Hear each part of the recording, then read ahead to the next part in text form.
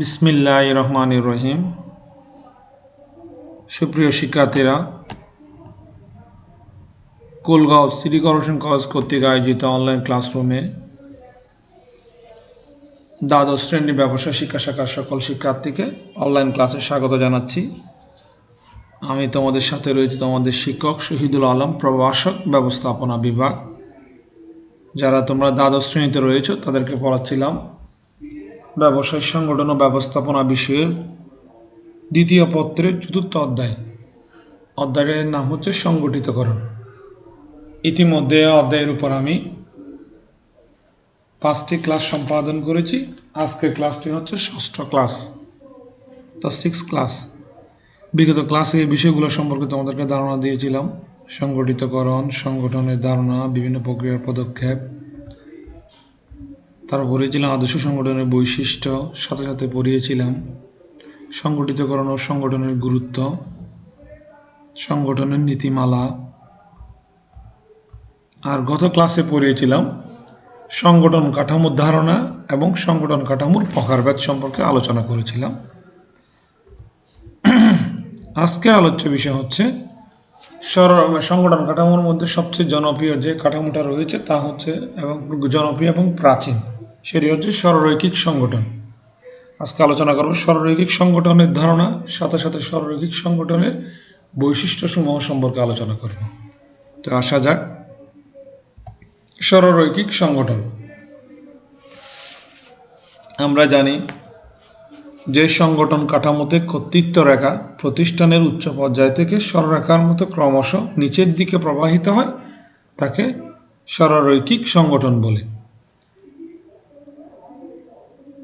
তো আমরা স্লাইডে কি দেখতে পাচ্ছি, প্রতিষ্ঠানের পদসমূহকে মর্যাদা ও ক্ষমতার ভিত্তিতে উপর থেকে নিচের দিকে ক্রমান্বয়ে সাজিয়ে যে কাঠামো তৈরি করা হয় তাকে সরলরৈখিক সংগঠন বলে।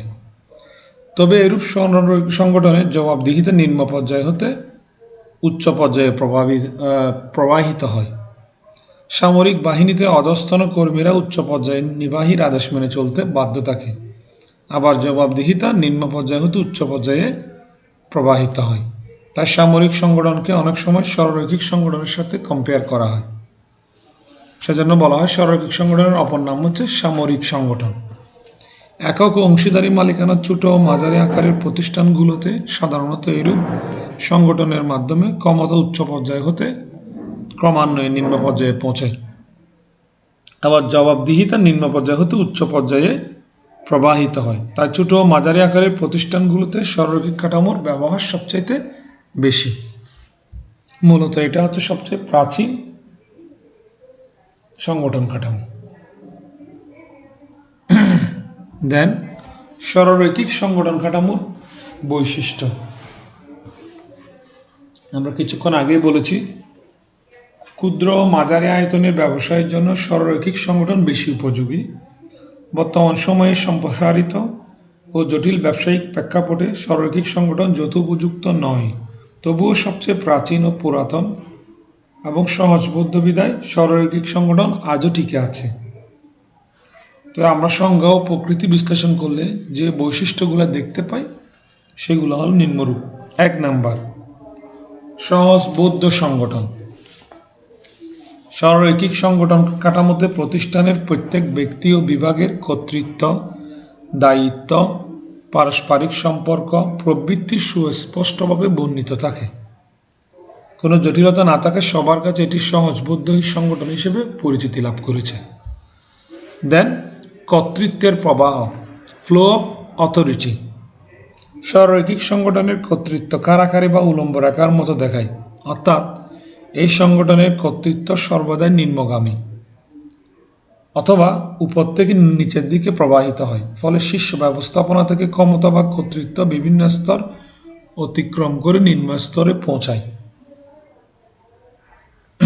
দেন দায়িত্বের প্রবাহ। সরলরৈখিক সংগঠনের দায়িত্ব বা জবাবদিহিতা নিম্নস্তরের কর্মীদের মধ্য থেকে ক্রমান্বয়ে শীর্ষস্থানীয় ব্যবস্থাপনার দিকে ধাবিত হয়। এই সংগঠনের দায়িত্ব সর্বদাই ঊর্ধ্বগামী বা নিচ থেকে উপরের দিকে প্রবাহিত হয়। এই ক্ষেত্রে প্রত্যেক কর্মী নিজ নিজ কাজের জন্য ঊর্ধ্বতন কর্মকর্তার কাছে দায়ী থাকেন। দেন ব্যক্তি কেন্দ্রিকতা, এটা আরেকটি উল্লেখযোগ্য বৈশিষ্ট্য সরৈখিক সংগঠনের। সরৈখিক সংগঠনের নির্বাহী সর্বময় কর্তৃত্বের অধিকারী। তিনি সব সিদ্ধান্ত এককভাবে গ্রহণ করেন। তার অনুপস্থিতিতে দায়িত্ব পালনের জন্য সাধারণত অন্য কোনো সহযোগী থাকে না। এই জন্য বলা হয় সরৈখিক সংগঠন অধিক মাত্রায় নির্বাহী কেন্দ্রিক, অর্থাৎ একজন ব্যক্তিকে সাপোর্ট করে। দেন আরও কিছু বৈশিষ্ট্য আছে। দেন স্বয়ংসম্পূর্ণ বিভাগ। এইরূপ সংগঠন কাঠামোতে সংগঠনের কাজকে প্রয়োজন মাফিক বিভিন্ন বিভাগে ভাগ করা হয় এবং প্রতিটা বিভাগের জন্য একজন বিভাগীয় প্রধান নিয়োজিত থাকে। উক্ত প্রধান তার বিভাগের উপর সর্বময় কর্তৃত্ব প্রয়োগ করেন। এইরূপ প্রতিটা বিভাগ অন্য বিভাগ থেকে পৃথক ও স্বয়ংসম্পূর্ণ থাকে, অর্থাৎ আলাদা থাকে। দেন আন্তঃবিভাগীয় যোগাযোগ। এই ধরনের সংগঠন কাঠামোতে বিভাগগুলো একজন সাধারণ ব্যবস্থাপক বা মহাব্যবস্থাপকের অধীনে এবং উপবিভাগগুলো বিভাগীয় ব্যবস্থাপকের অধীনে কর্মরত থাকে। ফলে আন্তঃবিভাগীয় যোগাযোগটা খুব সুন্দরভাবে সম্পন্ন হয়। দেন লাস্ট ওয়ান, প্রয়োগ ক্ষেত্র। সহজ ও সরল প্রকৃতির এইরূপ সংগঠন জটিল ও বৃহদায়তন কার্য পরিবেশে সাফল্যের সাথে ব্যবহার করা যায় না। বিশেষত ছোট ও সীমাবদ্ধ আয়তন বিশিষ্ট প্রতিষ্ঠানে এরূপ সংগঠন সবচেয়ে বেশি উপযোগী। তাহলে আজকে আমরা কি দেখতে পারলাম? সরৈখিক সংগঠন সম্পর্কে জানতে পারলাম, সাথে সাথে সরৈখিক সংগঠনের বৈশিষ্ট্যাবলী সম্পর্কে জানতে পারলাম। আশা করি তোমরা সবাই বুঝতে পেরেছ। আজ তাহলে এই পর্যন্তই। আবারও দেখা হবে আগামী ক্লাসে। Wish you good luck. See you next class.